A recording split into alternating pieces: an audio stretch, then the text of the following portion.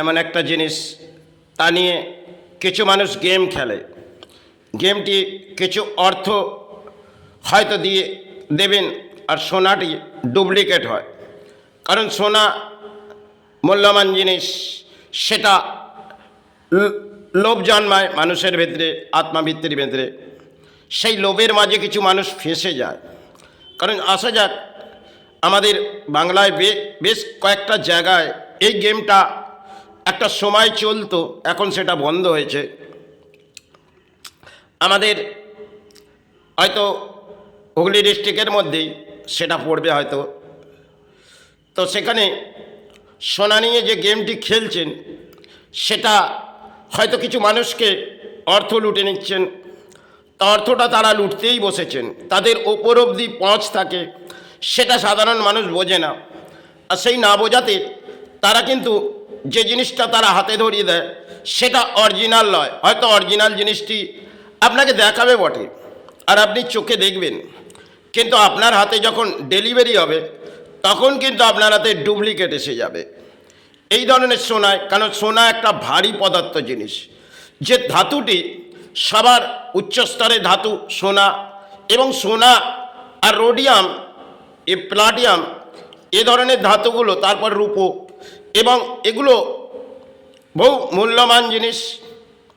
আর যেরকম রোডিয়ামটি, সেও ভারী ধাতু, যার একটুখানি ওজন, সেটা যারা চিহ্নিত করতে পারবে, তারা বুঝে নেবে যে এটা সোনা আছে। কারণ তাকে আগুনে ফেলারও দরকার নেই, কিন্তু দাঁতে ফেললে সোনা ধরে নেওয়া যায়। দাঁতে যখন পিওর সোনা আপনি দাঁতে কাটবেন আর হাতের মধ্যে ফেলবেন, কিন্তু সোনা যে চিনতে পারবেন, তিনি কিন্তু তাকে ধরে নেবেন। তা যাই হোক, সোনা এই ধরনের কাজ বহু বাংলায় হয়তো একটা সময় হয়েছিলেন। কিছু মানুষ তাতে অর্থ বিলিং হয়েছে। অর্থ বিলিং কারণ তিনারা নিজে নিজে লোভ জন্মেছে, আর লোভের মাঝেই যারা পা দিয়েছেন, তারা অর্থ তাদেরকে দান দিয়ে দিয়েছেন। হয়তো সঞ্চয় করে কিছু অর্থ রেখেছিলেন, আর সেই অর্থ তারা লুটে নিয়েছিলেন। কারণ তার জীবনেও লোভ জন্মেছিলেন, আর তারা লুটতে বসে, তারা কখনো দান করতে বসে না। তাদের ওপর অবধি পৌঁছ থাকে। যে ধরনের তারা কাজটা করে, আপনাকে সময় দেবে, আর দেবার সাথে আপনাকে যে কোনোভাবে সরিয়ে দেবে। এখানে আপনি এবং আপনাকে একটা নির্দিষ্ট জায়গা, ওনার এলাকার মধ্যেই আপনাকে ডাকবে, এবং এলাকার মধ্যেই আপনাকে সোনাটাকে ডেলিভারি করবে। আশেপাশে ওদের নিজস্ব একটা গ্রুপ আছে, যে গ্রুপটি আপনাকে, যদি আপনি কিন্তু না নেবার ভাঙ করেন, আপনার অর্থ ঠিক কেড়ে নেবে। কারণ এরা গেমবাজি কাজগুলো বাংলার মাঝে কিছু আছে, তাই এরা করে বেড়ায়। যে ধরনের দেখবেন, সোনা নিয়ে হয়তো বহু মানুষ শিল্পর সাথে যুক্ত হয়, আর কিছু মানুষ শিল্পরও তারা ঠকে যায়। কারণ তারা হয়তো সোনার কারবার করছে, কিন্তু লোভ জন্মালো যে হয়তো 50 লাখ টাকার সোনা, সময় ক্ষেত্রে এগুলো হতেন, আজ হয়তো তার মূল্যমান প্রচুর। আপনাকে 2 কিলো সোনা দেখাবেন, হয়তো 500 গ্রাম 700 গ্রামের দামে আপনাকে দিয়ে দেবে। আপনি চমকে যাবেন যে এত অঙ্কের সোনা, এ তো সঙ্গে সঙ্গে বিক্রয় হয়ে যাবে। সোনা এমন একটা জিনিস, যেখানেই নিয়ে যাবেন তার বিক্রয় হবে। কারণ যদি আপনার একটু জান পহচান থাকে, সোনা বেচতে কোনো সময় লাগে না। আজ হয়তো সোনা ব্যাংকের মাধ্যমে আছে, তাই সোনা দেখবেন এমন একটি ধাতু, সেটাকে আবার ডুপ্লিকেট করে কিছু মানুষ করণীয় কাজ করে। কারণ ওপরে দেখবেন সোনা আছে, মেশিনে ফেলবেন, আর ভেতরে কিছুই নেই। এমন কেমিক্যাল কিছু বেরিয়েছে, যেটাতে গোল্ডের ওপরে হয়তো 18 ক্যারেট আছে, আর তাতে একটি কেমিক্যাল মিক্স করে দিলে, টঞ্চ করলে আপনি ধরাও পড়বে না। সেটা বিদেশি কেমিক্যাল। আর সেগুলো নিয়ে কিছু মানুষ কর্ম করে হয়তো সাকসেস হয়। সেটা হয়তো বাইরের কেমিক্যাল, সেটা সোনায় যদি মেনটেন করা যায়, তাহলে তাতে তিনি অর্থ সঞ্চয় করে। যে কোনো করণীয় কাজের মধ্যে দেখবেন একটা লজিক করা আছে, যে লজিকটা সাধারণ মানুষ বুঝবে না। হয়তো আমরা পুরনো সোনা ভাবি, এই পুরনো সোনার মধ্যেও অধিক ঠকবাজি আছে, সেটা সাধারণ মানুষ বুঝে উঠতে পারবে না। হয়তো পুরনো সোনা, সেটা আমি ভাবছি তার মূল্যটা হয়তো অত্যন্ত ভালো, কিন্তু না। কারণ যখন আপনি সোনাটি গালিয়ে দেখবেন, তাতে করে আপনার আগেকার দিনের 22 ক্যারেট মানে 22, এবং সেটাকে আপনি নির্ধারিত হয়তো তার মূল্য দিয়েই কিনেছেন, কিন্তু দেখা যাবে 10 বছর পর, আপনি 20 বছর পর ওটা গালালেন, আপনার দাঁড়িয়ে গেল 16 ক্যারেট 15 ক্যারেট। এই ধরনের কাজগুলো কিছু অর্থনীতিবিদ তারা করে বসে। কারণ সোনা নিয়ে দেখবেন বঞ্চের চুড়ি, এটা আর বাংলার মাঝে হয় না, কিন্তু এই বঞ্চের চুড়ি যেটা বন্ধকে রাখাও যাবে না, আর হয়তো গড়ালে সেটা অর্থ দিয়ে আর সেটা বিক্রয়ও করা যাবে না। কারণ যতক্ষণ না তা থেকে সোনাটাকে বার করে নেবেন, আপনি দুর্ভোগ আপনার জীবনে যদি এসে যায়, তাহলে এই বঞ্চের চুড়ি তার মূল্য হয়তো 200-100 টাকায় আপনাকে তার কাছে বন্ধক সে নিতে চাইবে না। কিন্তু এগুলো বন্ধকি কারবাররা কিছু নেয়, তাতে তারা ফায়দা করে নেয়। তারা জানে যেতে 500 মিলি গোল্ড আছে, আপনাকে 100 মিলি 100 মিলির দাম দিয়ে আপনাকে বন্ধকে রাখবে। এই ধরনের বন্ধকি কারবারে দেখবেন বঞ্চের চুড়ি। এবং সোনায় হয়তো সোনা নিয়ে যারা করে, তারা একটা লজিক করে বেড়ায়। দেখবেন একটা সময়, আমি ব্যাখ্যা দিচ্ছি, যেটা উচ্চস্তরের অর্থনীতিবিদরা তারা বাংলার বাবুকে বললেন 18 ক্যারেটে কাজ করে দেবেন, এবং সেখানে দেখলেন তারা হোয়াইট কাজ করতে বললেন, মানে সাদা রোডিয়াম হবে। সেই সাদা রোডিয়াম তিনি বলার ভিত্তিতে তিনি ভাবলেন যে ব্যাপারই তো আমাকে হোয়াইট রোডিয়াম বলেছে, তাহলে আমি সোনার জায়গায় চাঁদি ভরে দিই আর সাময়িক সোনা দিই। এটা একটা মানুষ বাংলার মাঝে আমি দেখেছিলাম, তিনি সেটা 6 ক্যারেট 18 ক্যারেট থেকে 6 ক্যারেটে নামিয়ে দিলেন। 6 ক্যারেট 3টি নেকলেস ডেলিভারিও করে ফেললেন। কারণ এই ধরনের একটা সময় তিনি ধরাও পড়ে যাচ্ছিলেন। তারা অর্থ ওই ধরনের সঞ্চয় করে, এবং সোনা সঞ্চয়ের বহু পদ্ধতি আছে, যেগুলো যারা সোনা সঞ্চয় অর্থ কামায়, যারা মারাঠি, এই বাংলায় দেখবেন মারাঠি আর ভারতবর্ষে মারাঠি, এদের কাছে যখন আপনি নির্ধারিত সোনাটাই গালাতে যাবেন, তাহলে এরা হয়তো আপনার 10 টাকায় এর মূল্য নিয়ে গালিয়ে দেবে, কিন্তু তাতে আপনার অর্থ বিলিং হবে। কারণ এই সোনা নিয়ে এরা জানে এর পদ্ধতি কতটা মিল্টিং, সেকেন্ডের মধ্যে ওনারা ফেলে দিয়ে আর তাকে কিট গড়িয়ে দিয়ে আপনাকে বুঝিয়ে দেবে আপনার সোনাটা এটাই আছে। আপনি কখনোই বুঝে উঠতে পারবেন না। সোনা এমন একটা জিনিস, তারা যতটুকুন পারবে 1 গ্রাম 1.5 গ্রাম, আপনার 10 গ্রাম সোনা থেকে 1 গ্রাম বার করেও নেবে। আপনি কখনোই বুঝতে পারবেন না। আপনার কাজ, আপনার করণীয় হয়তো গয়না আপনি গালাতে গেলেন মহারাষ্ট্রনদের কাছে, তারা আপনার একদিকে টঞ্চে মেরে দেবে, আবার একদিকে যখন গালাতে যাবে তখন আপনার 1 গ্রাম সোনা থেকে 1.5 গ্রাম 2 গ্রাম অবধি মেরে দিতে পারে। আপনি ভাববেন আপনি যতটুকুন দিয়েছেন ততটুকুন আপনাকে কাঁটায় মিলিয়ে দিচ্ছে না, কিন্তু তারা আগে কামিটিকে চাপিয়ে দেখে নেবে, তারপরে আপনার কামিটির যখন ওজন দেখিয়ে দেবে আপনি চলে আসবেন তাদের কাছে। কিন্তু সে ধরনের অর্থটা নিয়ে সোনাটি নিয়ে গেলেন, সেই সোনাটি 2 টন থেকে 2.5 টন 3 টন অবধি কমিয়ে দিতে পারে তারা। আপনি কখনোই বুঝে উঠতে পারবেন না, কারণ তারা এই নিয়ে কর্ম করে। তাদের দানপত্র জীবনে দেখবেন তারা অর্থ লোটে, আর তারা 2-5 বছরের মধ্যে কোটি টাকার মালিক হয়। আর যেরকম টঞ্চ মেশিন বসিয়ে তারা 10 পয়েন্ট করে একটা লোটে, আবার টঞ্চও 50 পয়েন্ট 40 পয়েন্ট। এগুলো একটা সরকারি ছাড় বৃদ্ধি আছে, যেটা পুরনো সময় থেকে আছে। তারা কিন্তু এটা নিয়েই সমাজ লুটছে। আবার টঞ্চে একটা আপে ডাউন করবে, সেখানেও তাদের অর্থ আছে। একদিকে 50 পয়েন্ট, আবার আরেকদিকে আপে ডাউনে 50 পয়েন্ট আছে, আবার সেখানে 50 পয়েন্ট 100-এ খতিয়ে নেবে 9950। হয়তো গোল্ড আমরা যেটা পাই এটা ভারতবর্ষের মাঝে, আর আমরা বিক্রয় করলে সেটা আমাদের 50 নয় 100-এ খতিয়ে নেয়, সেখানে 50। আবার তার মধ্যে কিছু পয়েন্ট রাখলেন, সেখানেও তার অর্থ সঞ্চয়। তাই সোনা যে যার নিজস্ব বছরস্থানে গালিয়েই একটা লাইটারের মূল্যমান হয়তো 400-500, সেখানে আপনার বিপদ আপদের জিনিস আপনি আপনার নিজের বসস্থানে হোক, যেখানে হোক একটা মাটির ভাঁড়ে আপনি যদি নিজে করে নেন, তাতে দেখবেন আপনার মুনাফা আসবে। কারণ বিপদ আপদের জন্য হয়তো সোনাটা বসস্থানে রাখা হয়। যখন দুর্ভোগ আছে সেই সোনা নিয়ে হয়তো এই মহারাষ্ট্রদের কাছে আমরা যাই, সেখানে আমাদের কোনো অর্থ, সেটা একটা বিপদের জন্য যাচ্ছি, সেখানে অর্থটা তাদের কাছে বহু বিলিং হয়। আর কিছু একটা গ্রুপ দেখেছিলাম জাঙ্গিপাড়ায়, সেটা জাঙ্গিপাড়া আমাদের এই মানে জাঙ্গিপাড়া বলতে আমাদের হুগলি ডিস্ট্রিক্টই হবে। তো ওনাদের একটা গ্রুপ আমি দেখলাম, তারা সোনা নিয়ে একটা খেলা করছে। কী ধরনের খেলা? তারা বলছেন গুপ্তধন পেয়েছি। বড় বড় অসাধারণ কথা।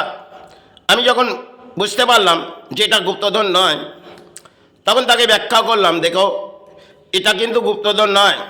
উনি বললেন, না এটা সত্য, আমার লেবার তিনিও জানে। বড় আশ্চর্য ধরনের ঘটনা। যাই হোক, আমি বললাম আমি যাব না, ওটা কোনো লজিক আছে? তিনি বললেন আমি আপনাকে গাড়ি করে নিয়ে যাব। আমি বললাম ঠিক আছে, আমি সময় মতন করে হয়তো টাকা নিয়ে যাব না, কিন্তু দেখে আসবো। যখন দেখতে গেলাম জাঙ্গিপাড়া একটা রোডের মাঝে আমি দাঁড়ালাম, সেখানে তার আগে ওনারা তিনটি লোক পেছন তরে গেলেন। তারপরে যে একটা মাঠ আছে, আর নিচের স্তরে একটা জলাজমি আছে, আর মেন রোড আছে।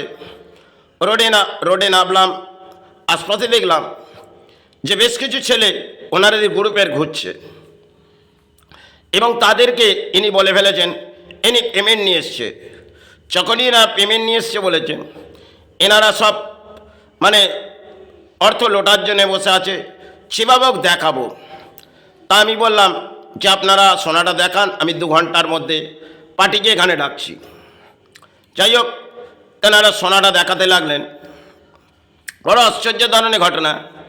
তিনি এক পাগলকে নিয়ে, পাগল হলো আছি কিন্তু পাগলের ভাঙ করছে, যখন একটা মাতারার ছবি পাঠলেন, পেতে যে ঘরটি পুরনো একটি ঘর, সেটা দেখাও যাবে না সেই ঘরটির মধ্যে, কারণ অ্যান্টিক জিনিস সেটা আমাদের দেখা যাবে না। আর সেই ঘরটি দেখলাম যে অসাধারণ ঘর। তাহলে এই ঘরটাতে কি আছে? তা পাগলটাকে যখন বলছে, তখন ওনারা বলছে দেখুন উনি এটা পেয়ে পাগল হয়ে গেছে। তা আমি বললাম সে যাকে, উনি যদি পাগল হয়ে যায় তাহলে এটা ওনার মূল্যবান জিনিস, ঠিক আছে ওনাই ঢালা দেখা। উনি বহু নাটক করতে লাগলেন। নাটকটা কী ধরনের? ধর্মের নামে উনি একটা করণীয় কাজ করছে, সেটা একটা লজিক দেখাচ্ছে। লজিক বলতে একটি কাস্তে রাখলেন, মাতারার ছবি রাখলেন, আরও কিছু ক্রিয়াকার্য করলেন। এবং ক্রিয়াকার্য করার পর ওনাকে এক ব্যক্তি বলছেন, 2টি ধূপ জ্বাললেন, 3টি, যাই হোক 2-3টে ধূপও জ্বেলেছেন। কারণ ওনার লজিকটা এই অবধি হলো। এবার যখনই আমি সোনাটাকে হাতে নিলাম, দেখলাম অরিজিনাল। এবার আমার করণীয় কাজ, উনি যে তাকের মধ্যে কোনো কাজ করবে সেটাও আমি পরিণাম নেব, সেটাকে নির্ধারিতভাবে আমি তার কাজটা নষ্ট করে দেব। তাহলে এই সোনাকে যদি আমি দাঁতে ফেলি, উনি যে কালাকার্য কাজটা করেছে সেটা তার নষ্ট হয়ে যাবে। এবং নষ্ট হয়ে যাওয়ার পর আমার মন থেকে লোভ লালসা সেটা হয়তো ছিল না, তবুও যদি লাগে সেটা কিন্তু কেটে যাবে। যখনই আমি দাঁতে ফেললাম তখন দেখলাম সোনাটি অরিজিনাল। তখন কয়েকটি গিনিকে নিয়ে আমি হাতে দিলাম, দেখলাম প্রত্যেকটি অরিজিনাল। তা ওনারা বললেন আপনি কি বুঝলেন? আমি না, হ্যাঁ সোনাটি অরিজিনাল। যাই হোক, সেক্ষেত্রে বলার পর ওনারা বললেন তাহলে আপনি রেডি হয়েছেন? আমি না, এখন নয়, কিছুটা সময় পর আমি আপনাকে জানাবো। যাই হোক, এই ব্যাখ্যা করার পর ওনারা ফোন করতে লাগলেন, এবং ফোনের মাধ্যমে আমি একটি ব্যাখ্যা বললাম যে সোনা আমি একটি নির্ধারিত জায়গায় বলবো, সেখানে এসে সোনা আপনাকে দিতে হবে। ওনারা বারংবার বলছে এখান থেকে 3 কিলোমিটার দূর।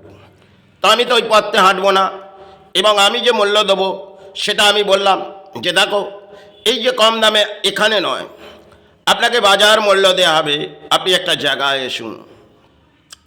তো ওনারা ওনাদের এলাকা বলছে, আমি বললাম ভগবতীর এলাকা, আর নাহলে মাকড়দা অঞ্চল চলুন, আমি সোনাটাকে পুরোটা চেক করে দেখে নেব। ওনারা আসবে না এবং ভগবতী সেখানেও আসবে না, কারণ তারা চাইছে ডুপ্লিকেটটাকে হাতে ধরে দেবো আর অরিজিনাল আমাদের কাছে থেকে যাবে। এটা একটা গেমবাজি। সেই গেমবাজির মাঝে বহু মানুষ ঠকেছে, কেউ 10 লাখ, কেউ 5, কেউ কেউ 10, 15 এই ধরনের ঠকে এদের কাছে। এই ভিত্তি নিয়ে যারা কাজ করে তারা কিন্তু সমাজ থেকে অট্ট ওঠে। কিছু দেখবেন গয়নার মধ্যেও কালাকারি আছে, আর কিছু দেখবেন সেগুলো কালাকারির মধ্যে এক একটা সোনার মধ্যে মানে কালাকারি বহু ধরনের দেখানো যায়। বহু ধরনের হয়তো সোনায় আমি লড়াই করেছি একটা সময়, আজ হয়তো দেহ অসুস্থ, এই ব্যাখ্যা হয়তো অডিও করতে কষ্ট হচ্ছে, কারণ সোনা একটা মূল্যবান জিনিস। প্লাটিয়াম সেটা হয়তো একটা সময় চলতেন, যাই হোক প্লাটিয়াম সেটা আমাদের মূল্যবান থাকলেও আমরা মূল্যবান পাবো না। আর রোডিয়াম এমন একটা জিনিস সেটা সাধারণ মানুষ বুঝে উঠবে না, কারণ যেটা বিমানে লাগে প্লাটিয়াম এবং আরও কিছু করণীয় কাজে লাগে, সেটা প্লাটিয়াম, রোডিয়াম এগুলো উচ্চ স্তরের জিনিস। হয়তো এখন তার প্লাটিয়ামের মূল্য কমে গেছে, কিন্তু রোডিয়ামের মূল্যটা কতটা আছে জানি না, কিন্তু রোডিয়ামও একটা মূল্যবান জিনিস, সেটা সাধারণভাবে বার করাও যায় না আর সাধারণ মানুষের কাছে থাকেও না। কারণ রোডিয়াম, প্লাটিয়াম একটা সময় করণীয় কাজের মাঝে যুক্ত ছিলাম, হয়তো সেগুলো হতো, হয়তো তার পদ্ধতি বহু ধরনের আছে, যেরকম কেমিক্যাল দিয়ে সেগুলো উদ্ধার করা যায়। যাই হোক, এই সোনার ভিত্তি নিয়ে আমি কিন্তু জীবনে বহু হয়তো কিছু পথে ঠকেছি, কিন্তু সমাজকে শিক্ষাও দিয়েছি। যেরকম সিলভারে দেখবেন এতে একটা সময় লোটা হতো, কারণ সিলভারটা আমরা যখন পিওর নেব সেখানে তারা জস্তা মেল্টিং করে। এখন সিলভার যেটা চাঁদি আমরা এই ফাইলগুলো কিনি, এগুলো কিন্তু বাজার মূল্য আমরা দিই, যে সেই মূল্য দেখেই আমরা নিই। যে চাঁদির কাজগুলো আমরা বাংলায় যেগুলো চলে, এগুলো আমাদের 100-এর খতিয়ে আমাদের কাছ থেকে নির্ধারিত মূল্য নেওয়া হয়, কিন্তু যখন আমরা এটা বিপদাবদে বিক্রয় করব, সেটা 50 টন 40 টন এর মূল্য এসে যায়। তাহলে আপনি যখন ওই চাঁদিটি কিনলেন, আপনি মূল্য দিয়ে দিলেন, যখন আপনার ব্যয় বিপদে আপনি কিছুই মূল্য পেলেন না। যার জন্য ভারত স্তরে এটা নিয়ম হওয়া দরকার যে 92 কাজ যে কোনো করণীয় চাঁদির এগুলো হওয়া দরকার।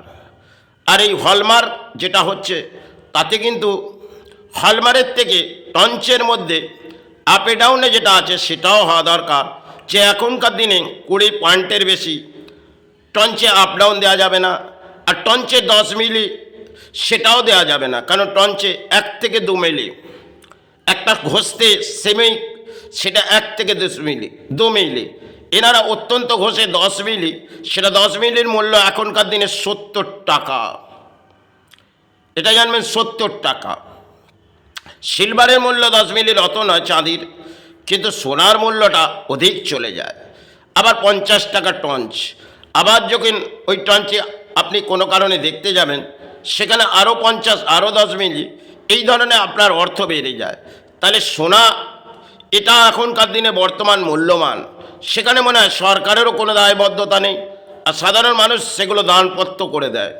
কারণ যেগুলো দানপত্র এই কারণে হয়, যখন দায় বিপদ এসে যায়, এই সোনা নিয়ে তারা কখনোই ভাবে না।